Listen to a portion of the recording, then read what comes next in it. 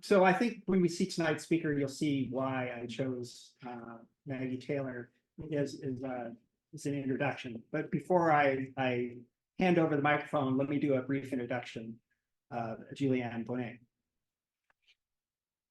Her talk is called Purpose, Perspective, Synthesizing Imagery and Authenticity in order to create expansive truths. It has been said that a good image generates more questions than it answers. This can be said for both artist and audience.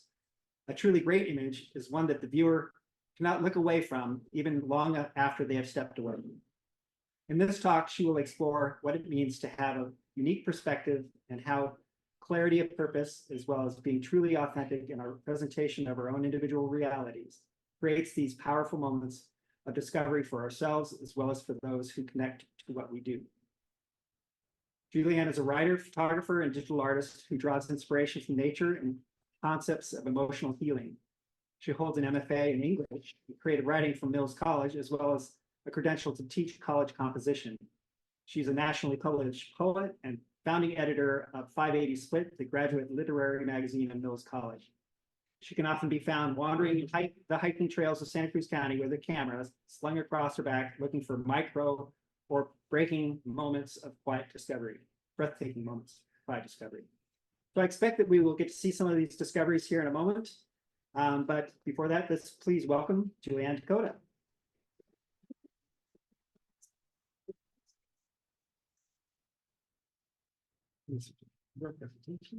Are the lights going to go down? Yeah. So I need a flash. We can leave them up. Yeah. I think we can dim them just a little bit. I think so. My eyes are failing. Yeah. This is enough light, or This is fine. Yeah. This is fine. I just don't have things memorized. And then remind me, it's up or down? I think you can hit right or down. Okay. It's just right. Okay. There we go. Got it. All right. Okay. Well, then that you just like took my first bit away. I was going to introduce myself, but that's already taken care of. So I'll just drone at you for the next 45 minutes. So let me get to where. All right. Well, we'll just start there. I've been kind of quietly flirting with visual arts for most of my life. But I never took it seriously until 2022. The first time I remember connecting to a creative act with passion was actually in kindergarten, which I think you did a teaser of. But in Freeport, New York, my teacher, Mrs. Neithercut, set out the scented markers and said, "Have at it, draw whatever you want." And I remember staring at the blank paper and imagining all the possibilities of my imagination. I decided to draw a clown, and I had a complicated relationship with clowns at that point. So maybe this was the first time I was actually trying to work something out through art. Diligently, I conjured what I thought I knew about what a clown looks like, but since I wasn't working from an image or a distinct memory of one particular clown, my representation was really more about the essence of what a clown looks like or represented to me at that young age. So the birth of genius, 1975. I never got to finish that picture. Mrs. Neithercut called time and we put the markers back in the cans on the table. She then came around and looked at everyone's pictures, and she held mine up as an example of good work, and I couldn't have been more proud. I often think about the multicolored teeth on this clown. I'm no clown expert, but I'm not really aware of multicolored teeth being a clown thing. So as I said earlier, this was really a figurative representation of the essence of a clown, and we'll get back to that in a little bit. That night I came home and told my parents at the dinner table, I know what I want to be when I grow up. And they said, oh, I said, I want to be an artist. And in unison, they both said, no, like that's a bad idea. You're never going to make any money. You know, do you know how hard that is? And while I think that they thought they were saving me from a life of heartache and struggle, what they really accomplished was the setting of a meandering and uncertain path that I would follow for the next 47 years. To be fair, my mom did frame this masterpiece for me because she could tell how proud I was of it, and likely that's the only reason why it exists to this day. For the rest of my childhood and most of my adult life, I dabbled in things, but I never felt truly connected or committed to anything that I did. I was a business major, then an anthropology major before settling on English. In the 90s, I was enamored of decoupage, as a lot of people were, for the possibilities of layering words and images to create meaning, but I never actually tried it. I also took a photography class in the early 90s and even set up a darkroom in my half bath of my apartment. But the technical and chemical aspects of working with film photography kind of bored me, and it was very stinky. So I kind of gave up on that. It's kind of like with cooking and baking. With cooking, you can do a pinch of this and a dash of that and just feel your way to something amazing. But with baking, it's chemistry and you need to get it right. And with all things, I am far more cook than baker. One day on a whim, I went into my darkroom with some newspapers and magazines and tried my hand at making a darkroom collage. It took me all day, but I was really encouraged by what developed on the paper. So this was probably 1992 or so. I love the way the man at the center vaguely resembled a crucified Christ figure. I love the head coming in upside down at the top left with something that looks like a star in his forehead. I love the bold words psycho, speed, and the words smoking, playing guitars, massages. Really, some by deliberate placement and some by the chance of the light that shone through the thin newsprint. This was a representation of what it felt like for me in my early 20s. There was a sense of freedom amongst the chaos. Being that the image was part intention and part chance, it was kind of cowboy in that way. There was a bit of mystery and discovery for me as the creator, but with my parents' voices still clear inside of me, I never tried again. In writing, there's a saying, no surprise for the writer, no surprise for the reader. I believe this is true, and for many of us who've read fiction or poetry, we can absolutely sniff out someone who's working from a formula. Some of us find comfort in that, as with mystery novels or romance novels. But for me, as a reader and writer of poetry, the best poems are the one that I have to struggle mightily with. I never write about anything that I have figured out. I only write about the things that I don't understand. They say that a great poem leaves the reader forever changed, that there's this one small perspective shift at the end that blows your mind. And I believe the same can be true in visual art as well. An image can work on many different levels. 2, each viewer brings with them their own symbolism and life experience, which in turn influences the way they make meaning of or connect to a work. There is a process through which we all interpret and make meaning of the things that we see. That process always concludes with a relation back to the self. I want to read a poem to you, and I know even as a poet, if someone says poem or poetry, I groan too. But this one I wrote before I started making composites. The poem explores perspectives and the immediate judgments we bring when viewing something, particularly art. So this is kind of the book there, bringing imagery and poetry together. This is called The Separation of Space and Time. Moving through the museum, you stop in front of a painting, a dull bowl of intricately shadowed apples and pears, the colors of which you invite you to gaze just a little deeper. You stare at the wood grain of the tabletop and the white light play off the fruit's waxy surfaces before becoming certain that the whites contain reflections, a window, clouds just beyond it, perhaps even the face of the painting's creator. You imagine yourself onto and then into the scene. Next, in the photo gallery, the action-packed snap of the black-eyed jackal stops you in your tracks. The animal, focused and vicious, takes a young ungulate for its meal. You stand confused, simultaneously the hunter and the hunted. You don't know what to feel, but you feel, and you know that each image you see captivates you and captures a moment frozen. While fresh in memory, that ripe and colorful fruit has long since gone to rot, and the baby gazelle has long since become bone. But you convince yourself that you have shared in these long past moments. But have you? Were they yours for even the brief time that you took them in? Memory is imagination and appropriation. And you, even now, remembering that thing you think you know, have got it wrong.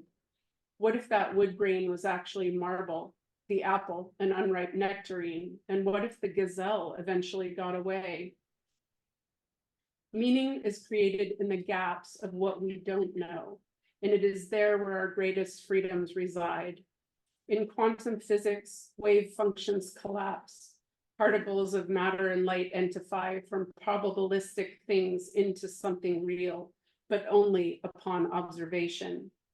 Much like those artful scenes before they were rendered, those particles, while still unseen, were only just an idea.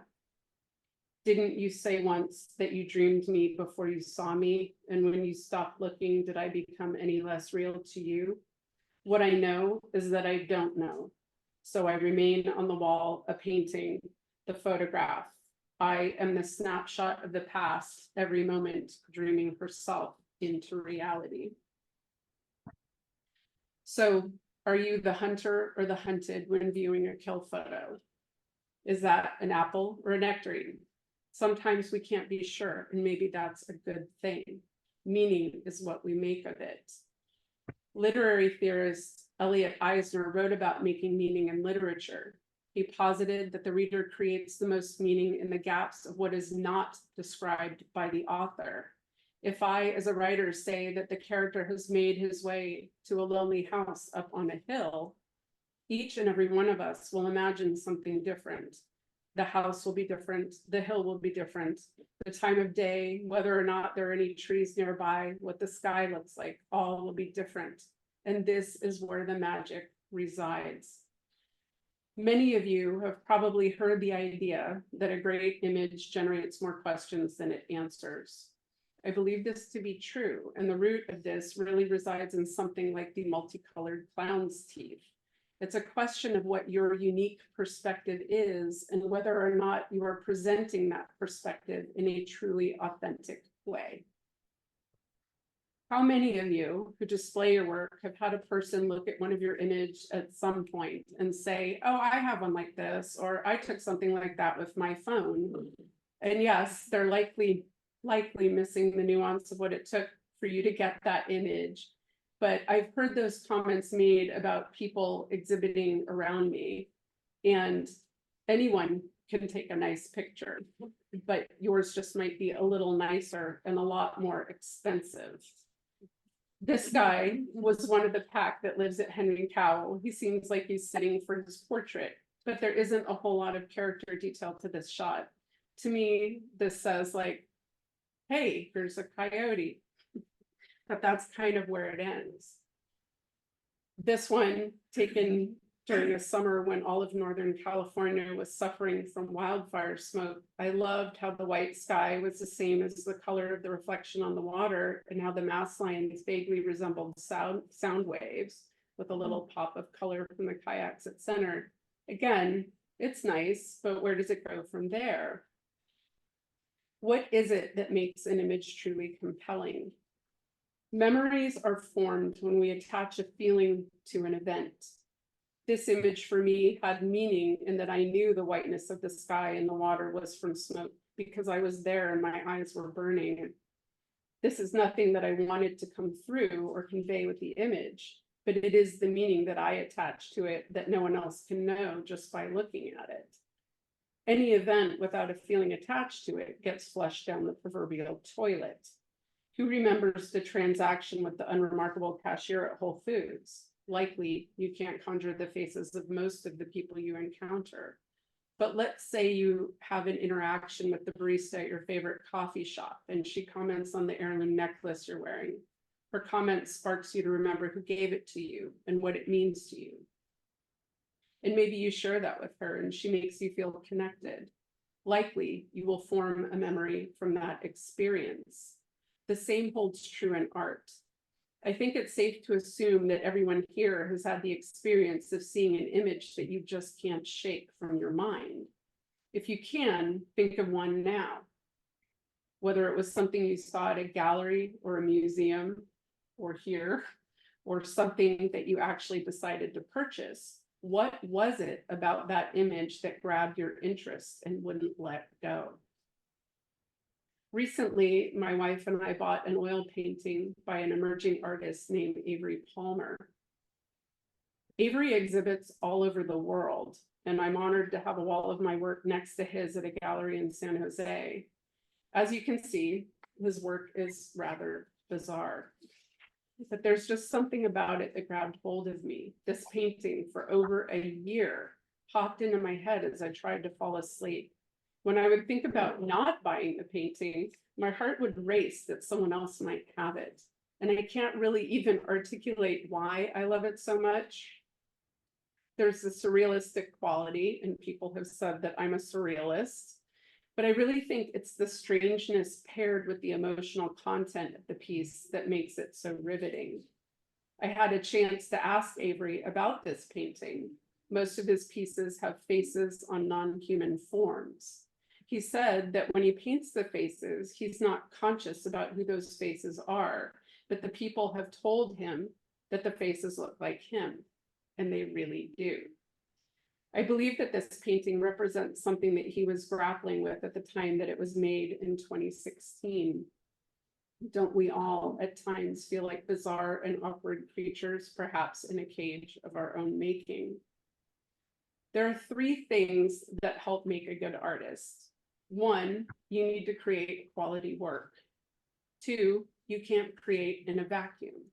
And three, and this one I think is the most important, your work needs to be distinguishable so that people can come to associate your name with what it is that you are doing. Your work cannot look like someone else's or everyone else's. To me, Avery's painting really meets all those criteria. There are levels of depth for both creator as well as the viewer. This is where we ask ourselves what our purpose is in what we're doing. For me, the air horn moment is when a person looks at a piece, and as happened last year in Carmel Valley, they say, oh, I think this will match the granite in my kitchen. Okay, that's where it begins and ends with them. Some people like an image that's pretty or happy, or as with the case with that lady, the right color. And as an artist, being able to meet those checklist items might be enough for you. You might create an image that someone looks at and says, oh, how nice. And they might even buy it. And maybe that's your jackpot, and more power to you. You likely sell a hell of a lot better than I do. When I was taking nature photographs, this was kind of the level I was operating on as well. I definitely had the instincts of a hunter minus the ability to kill. I love tracking animals. I love getting still and quiet and shifting my energy to soothe the creatures around me. I love rounding a curve on a deserted trail and coming across some quail, a group of deer, a coyote. I love being the only person on a beach full of elephant seals. The solitude matched with the adrenaline rush of being around such massive creatures is heaven. The main reason I go and spend time around elephant seals is because when they're resting, they are such a calming presence to me. All the photos I have of elephant seals really reflect this peacefulness rather than the drama that can also be present when the males are fighting for dominance. Likely, I'll never stop taking photographs. I did, however, in 2022, stop selling them. I found that when people connected to my photos, I was grateful for any kind words, but that in and of itself wasn't filling my cup in the way that I had hoped. I felt that I could go out on any given day and get something nice, and occasionally I might get lucky and stumble across a moment with built-in mystery and drama, and then I had something more. But I was not in control of if or when that might happen. So here's the difference. This is a nice picture of a monarch butterfly, but there's no story here. And then there's this one. In full disclosure, I just still had a kit lens at the time, so this is an old one. The quality isn't great, but I think it speaks more to the idea that a good image generates more questions than it answers. There's the beauty to the ribbon of the mist in the background, but there's also the mystery of what they are all looking at, who's lurking in the thicket.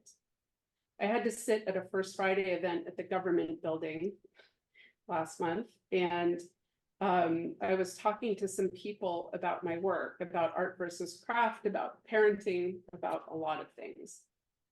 I described this image as an example of something I was talking about, and the woman said, "Oh my God, that one was yours?" This image had won a local contest a year or two previously, and she said, "Every time I take a picture of a deer, I'm trying to recreate that photo."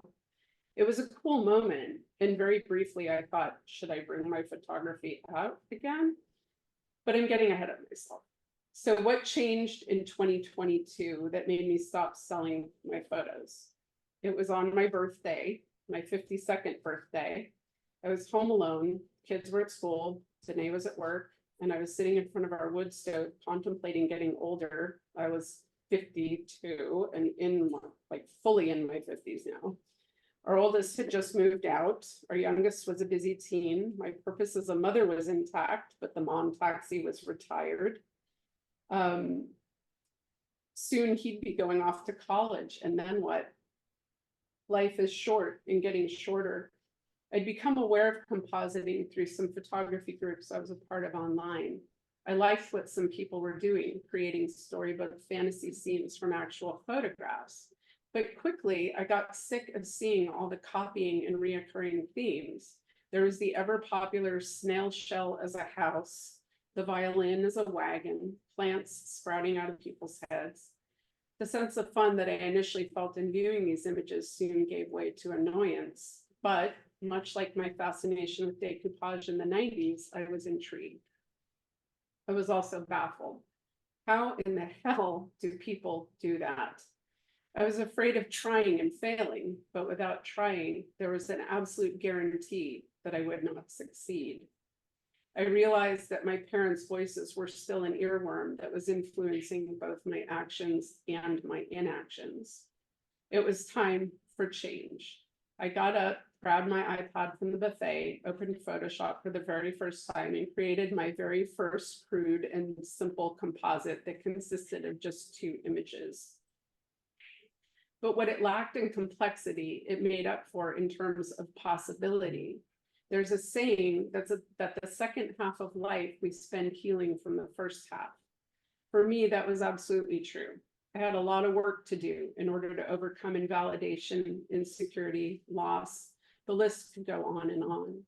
This first composite was really an initial representation of the beginnings of that internal work. As though an outsider, she is peering into what appears to be the ruins of a home. She is holding up a lantern to see what's inside. And isn't that what everyone's healing journey is about? The next day, I made another simple composite, and this one consisted of 3 images. Here we see where the heart should be, a woman crouched and wary, holding up a lantern. Again, working with the idea of illuminating the heart space, figuratively shining a light on past pain. I was hooked, and from there, every piece I made was a meditation on something I was working on internally. Initially, I wasn't sure anyone would ever see these images because I was really making them just for myself.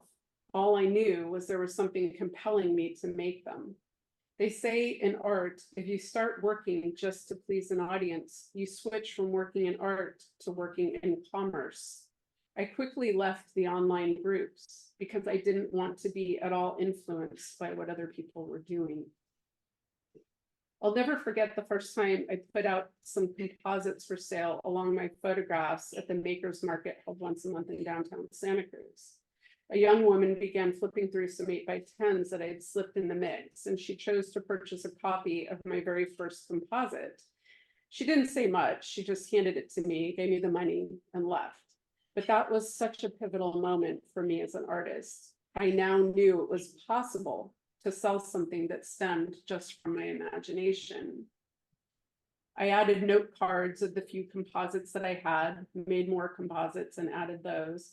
And by May of 2022, so just 4 months after making my first composite, I decided to focus on art full time. The response began to grow as I added images to my display, and I was encouraged. There was an integration taking place inside of me. For the first time in my life, I was creating the life that I had dreamed of as a 5-year-old little girl. By making myself absolutely vulnerable and literally putting my pain on display, I was receiving validation from total strangers. People understanding my work made me feel understood in my humanity. And what came next was nothing I could have hoped or planned for. As the collection of images grew, so did the possibilities of people connecting to my work. People began sharing deeply personal stories with me about what resonated with them in the images. I noticed that the more people shared with me, the happier I was with what I was doing. It was no longer really about me sharing about my experiences. It was about representing the essence of those experiences in a way that resonated and felt true to others. This image is called "The Body Keeps the Score." It's named after the book by Bessel van der Kolk about how we hold trauma in our bodies. An artist exhibiting next to me at the Santa Clara Art and Wine Festival kept coming over and staring at a metal print hanging on the outside of my booth. The third time she came over, she said, "My family and I had to flee the war in Ukraine, and it's like I'm on this new path, and yet I'm still carrying that war inside of me. That's what this image means to me." And she purchased the image. This one is called Limerence, based on the psychological concept of how people will, as a survival tactic, live in a fantasy. It can be that they'll one day marry a famous person, or that their friend's family might adopt them, or that maybe they were actually adopted because they feel so at odds with their family of origin. No matter what the fantasy, limerence, much like a cage, is both protective and restrictive. A woman came into my booth also at Santa Clara Art and Wine this year and began crying. She'd seen this image hanging on the outside of the setup. She told me that her youngest daughter had recently died by suicide. She said, "Soon after it happened, my oldest daughter got a tattoo of this exact cage with one hummingbird on the inside and the other hovering just outside the door. My youngest used to tell me before she died, 'Mom, I'm not supposed to be here.' At least I know she's not in pain anymore," she said. "She visits me from time to time in the form of a hummingbird." She purchased the metal print as a reminder of the child that she lost. This image is called Kintsugi, Broken is Beautiful. And for those who might not know, Kintsugi is the ancient Japanese art form of using gold dust and resin to mend broken objects. The belief being that once they're repaired, they are stronger and more beautiful than they were in their original form. A man came into my booth at Novato Art and Wine. He was very reticent, but he looked at this image for a long time before he said, "I have PTSD. You don't know what this image means to me." This one is called Healing, the Pain We Choose in Order to Be Free. And this one is an attention grabber for sure. Most comments are along the lines of, "Is that real? Is that your child? Oh my God, a snake." But for the people who get it, The juxtaposition is powerful. In some cultures, snakes are symbols of knowledge, fertility, rebirth, and renewal, immortality. So this image is a prime example of how the meaning is directly correlative to what the person brings to it. Most people bring fear, others bring bravery and resilience. Some are actually comforted by the mythology of the snake and find the image soothing. Whatever the meaning people attach to it, the response is usually powerful. The last man to purchase this metal print told me simply, "This is exactly what I'm going through right now. Thank you." He did not elaborate, and he did not need to. In 2023, I generally had at least one person per day at any given art and wine festival come into my booth and burst into tears. One of my favorite stories was of a husband and wife who came into the booth. The wife was transfixed by limerence, and even though they were traveling from out of state and had to go home by plane, she was not leaving without a 16 by 24 of that image. She was a therapist and wanted it for a wall in her office.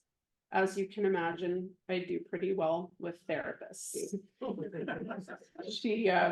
The wife took her metal print and began wandering away. The husband took his time, crouching, standing, crouching again, wandering between the two walls of images. When he stood up the final time, he wiped his eyes, looked at me and said, "What is happening to me? This is terrible." I laughed and said, "It's beautiful."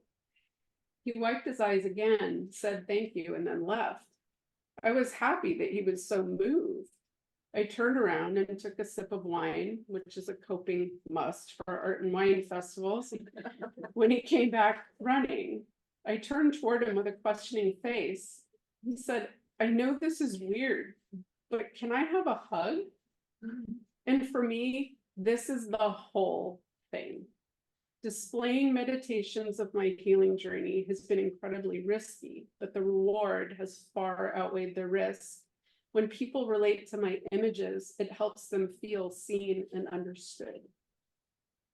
The sharing of tears, hugs, and stories revealed to me this year that this is my purpose as an artist, to portray an emotional truth in the most raw and accurate way I know how. And when this happens, my cup is full, not my bank account. People have asked questions about my work, like, what mountain is that? What skyline is that? I used to answer before finally setting on my own philosophy that if I'm successful in portraying an emotional truth, it's almost like the details don't matter. And that's the answer I now give. I simply say, it doesn't matter. Sometimes the skylines are blended. Sometimes I choose a landscape just for the feel of it.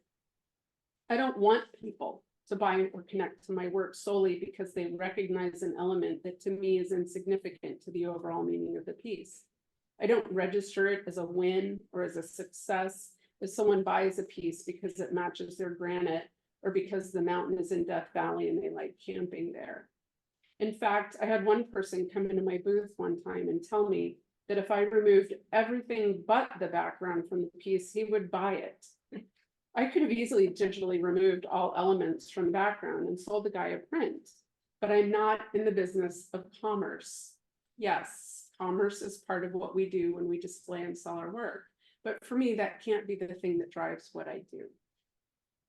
I found this man's suggestion very funny and couldn't even take offense. And without going into all the shitty and judgmental comments that ran through my head in that moment, suffice it to say, I told him no, and he went on his way. I had sold so many copies of that particular piece that I knew it was successful in its message, just not to him. So to me, his opinion did not matter. So what does matter? What matters to you? And how would you like to grow in what you're doing now? A lot of photographers have told me they're interested in compositing. Some aim to be purists. If they do it, they're only interested in using their own images. Others have landscapes they want to put a giant planet into. I think a lot of times people notice what other people are doing. They like it, and then they set out to recreate what it is that they have seen and liked. This does result in a lot of reoccurring themes. And as I indicated earlier, there's a lot of copying and compositing. I guess that's true with art in general, and maybe that's true with learning in general. I took a huge risk in my credentialing program while our professors were telling us how, as writing instructors, to spot and deal with the plagiarism. I gave a presentation advocating for why plagiarism is necessary in the learning process. We all do it, consciously and subconsciously, until we have mastered something. We do it even after we've mastered something, but most of the time that form of copying is inadvertent. In photography, there's a question of what is real. I've seen a lot of arguments on this subject in online groups, people not wanting to stray from the actuality of what it is that they saw. What I would advocate for is the idea that getting the lighting and the colors right is only just part of what makes an image great. The rest comes from being able to capture not only what things looked like, but what it felt like to be there. Similarly, your unique perspective on the subject, what is your unique perspective on the subject that you are intending to portray? Do you shoot everything head on, or are you the person who gets down on the ground to look micro at something that most people would step on, step over, or simply pass on by? We as artists have the privilege of telling people what to look at and how to see it. This is where the most creative interpretation of a person, object, or scene lies. Anyone can go on safari and be taken by vehicle to look at photos of animals or to take photos of animals. Everyone in that vehicle is taking a similar shot. What sets yours apart from the other people in that vehicle and the previous vehicle and the next? I'm the looking microchip. If you put up a billboard with my name on it, I'm not going to notice it. But if I'm on a trail, my breath is constantly being taken away by the tiniest little things. For me, a successful image has at least 3 elements working for it. This can mean at least 3 different subject-object juxtapositions, but it can also mean the tension that is created when juxtaposing 2 simple things, as with this one. But this one, which is just a snapshot with my phone that I took on our property, I love it for what it insinuates about the relationship between 2 Ensatina salamanders. We as humans love to anthropomorphize, and this image would be a great example of that. Someone might look at this photo and say, that's how I feel about my sister, or I remember when my kids were sweet with each other that way. What I know is, since I took the photo, I had just grabbed a redwood round off from where they were seeking refuge, and they were having a general oh shit moment. My last example comes from a number of completely unrelated images. This one is called The Conversation. It portrays a kind of douchey white hipster dude. He's not paying attention as all of these emotional African-American men are trying to explain to him that racism is not over. They're all within a cathedral of sorts. Which one? It doesn't matter. One man is holding up a mirror, but the white hipster is not really interested in looking at it. I love creating a dreamlike feel to my pieces, and I generally do that through various layering techniques, as well as playing with light and air texture overlays. In this way, you can take very disinteresting photos, such as these, whether your own or from image banks or whatever, and give them depth and different meaning through your own perspective, your own juxtapositions, your own way of making meaning of the world. I love what digital technology affords us in terms of creative tools. We have the ability to work as quickly as our imaginations can conjure truth and magic. Compositing is fun to me in its photorealism because it puts me in control of every element: light, texture, temperature, mystery, story, in a way that might not be possible if I were to try to work with props, live humans, lights, and a fog machine. It affords us the absolute luxury of being able to surprise ourselves with spur of the moment ideas and with the ability to undo instantly the things that we try and do not like. These freedoms give way to the unexpected in ways that were not previously possible. I hope that in talking about my journey and process, I've raised some points and questions that will help you think about what it is that you're doing and why. I've recently moved slightly backward, and that I'm now dabbling in making these types of images as encaustic collages, so a much older art form. I've had many people ask if I sell my originals. Of course, in digital art, there can be limited edition, but originals don't really exist. Encaustic gives me a way to still work with emotional truths, but in a form that can create one-of-a-kind pieces. This one has a mud-covered face with just the eyes, closed eyes present. The wax and resin-coated paper has been rolled back as if to reveal something. I'm excited to play around with 3D as an encaustic challenge. My mom is actually now a huge supporter of what I do, so that's been a part of my healing journey as well. My first solo exhibit is coming up in April at Collide Gallery in downtown San Jose, and I look forward to having some new and exciting pieces to share. Encaustic is a far more difficult thing to get right. And as usual, I'm not interested in taking the easy way. I guess it's another long and meandering path, something new to struggle with, and hopefully one day to master. Thank you.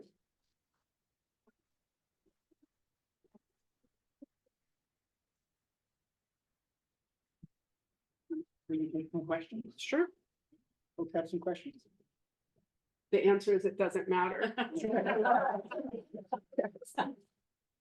So at the beginning, first slide, you had high quality truth, if I remember correctly. What did you mean by it? By expansive truths. Expansive, so yeah, expansive truth, what do you mean by it? It's really, I think what I'm trying to talk around is just the idea that it's not just about getting an image right in terms of what it looks like, but that the feeling aspect is just as important. And I think that most people connect with any image. I don't care if it's a painting, a photograph, a drawing, it doesn't matter what it is. Everybody connects to something because it relates back to themselves. So there's that feeling aspect that is so important in art. I mean, nobody buys something that they don't connect to. So there has to be something about that piece that has an emotional truth for that person, whether it's through memory or, experience or ideas.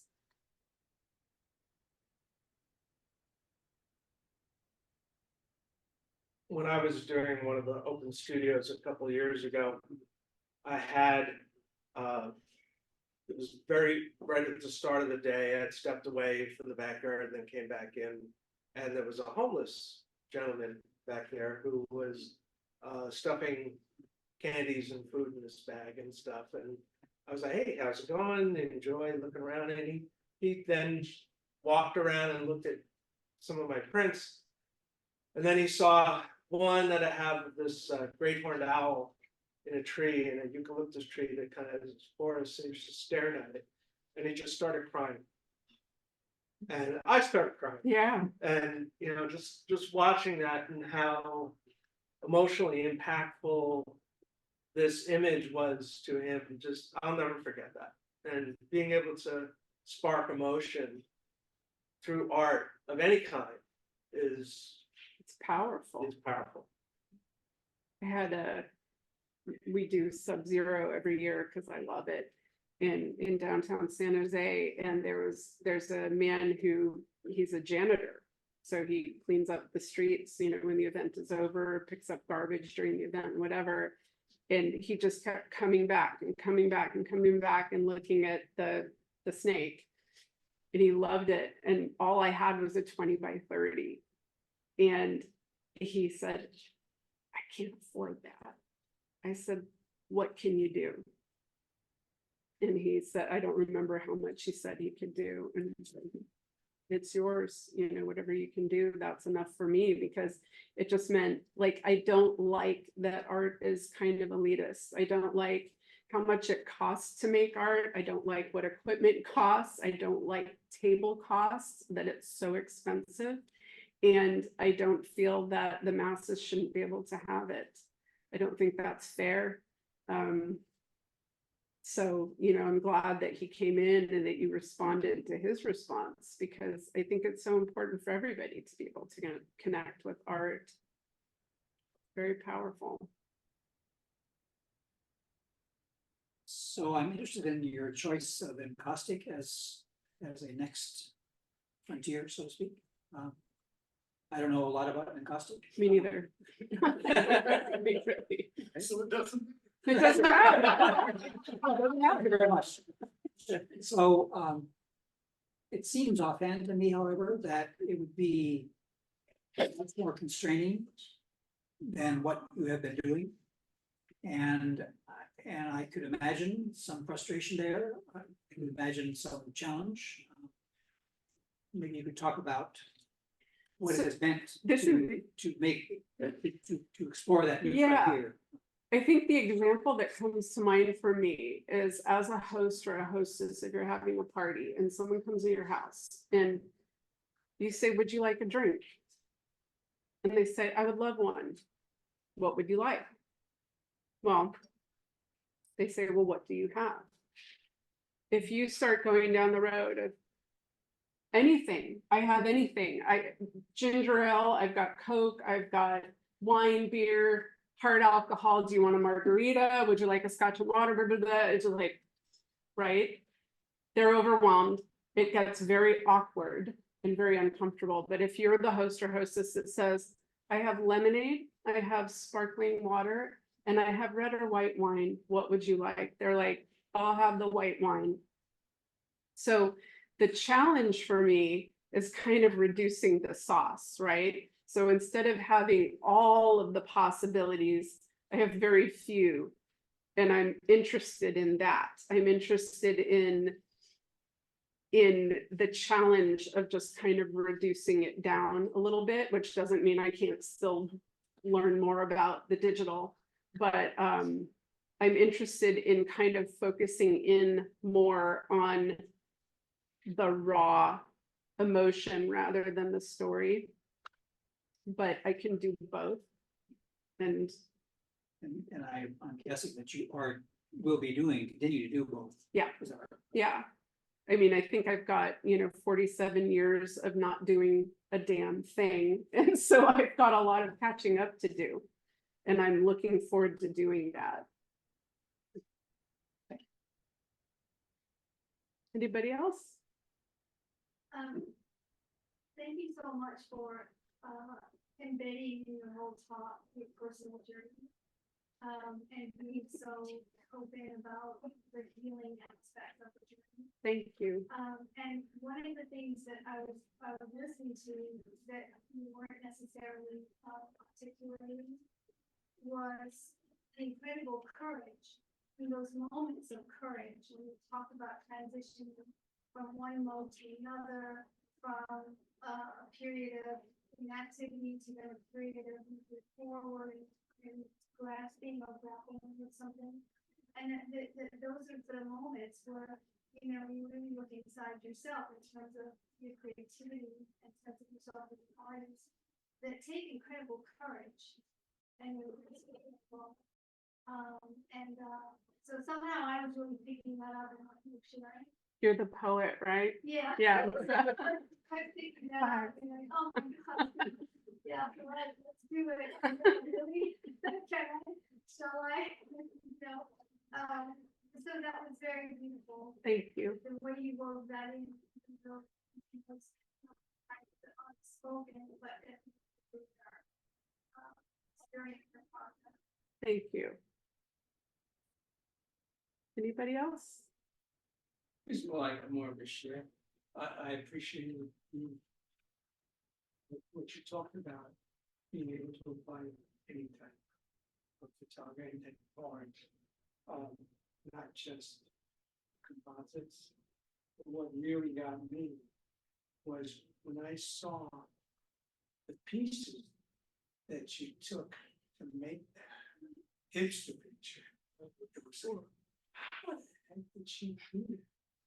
It was the technical side of it. Thank you. Yeah, that's the fun, is like going shopping, really. It was kind of like, there's a bit of, like, there's just no way you can do a lot of compositing with, like, you know, with the history that you're giving. I don't remember the name of the artist, but like that she scans images and she does Victorian photographs and everything. It's like you have to take from everywhere, because it's not like, you remember that there's this one piece I wanted to do that involved a nightstand, and like, there's no, like, my nightstand isn't gonna work.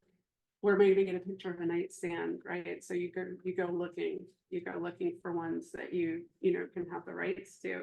And sometimes that's, things don't turn out how you imagine, but sometimes they turn out better, because, you know, it's kind of like when you say, where do you want to eat, you know, to your partner, and you always go to the same places, you know, that if we stick to our own ruts, sometimes we can bore ourselves and the people that are looking at what we do.